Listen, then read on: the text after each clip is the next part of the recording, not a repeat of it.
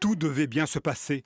Tout avait été programmé de longue date. Ce jour-là, ce 3 décembre 2019, Caroline et Florent Chanudet arrivent à la maternité de l'hôpital de Guéret. C'est leur première rencontre avec l'obstétricien. Il n'y a même pas eu de bonjour, c'était vraiment très très froid quoi.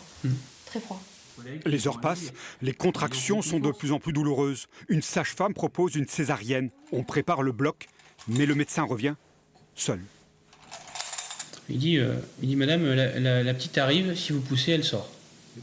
Et je pousse. Je ne poussais pas au bon moment. Voilà. Vu que je ne sentais pas mes contractions, je ne poussais pas au bon moment. Donc, Qu'est-ce qu'il dit ? Il s'énerve. Il s'énerve. Il tirait sur la tête de Perrine.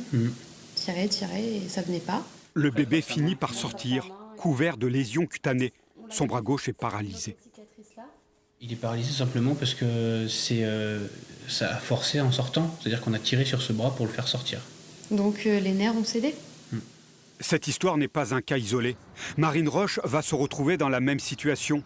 La naissance par voie basse se passe mal. Une césarienne est déclenchée en code rouge, mais c'est déjà trop tard. Mon fils est né en état de mort apparente. Il a été réanimé, a fait un arrêt cardiaque à 1 minute de vie. Valentin est transporté en urgence à l'hôpital de Limoges, en hypothermie pendant 72 heures, victime d'un manque d'oxygène au niveau du cerveau. On n'a pas eu notre fils tout de suite. On l'a pas pris dans les bras, on l'a pris dans les bras plusieurs jours après. On l'a entendu pleurer plusieurs jours après, quand il s'est réveillé. C'est quelque chose qu'on ne rattrapera jamais, en fait, qu'on nous a volé. Depuis, la direction de l'hôpital a renvoyé le médecin et saisi l'ARS. C'est une situation exceptionnelle et complètement anormale. Anormale dans le sens où on a, à 24 heures, 2 difficultés telles dans une maternité. Les deux couples, eux, continuent de vivre avec leur souffrance.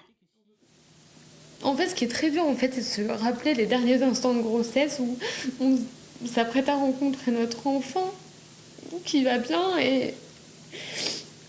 et 5 minutes après, on bascule dans l'horreur, en fait. Dans l'horreur. Les familles ont décidé de porter plainte contre le médecin et l'hôpital pour violence obstétricale et manquements graves ayant mis en danger la vie de leur bébé et de leur maman.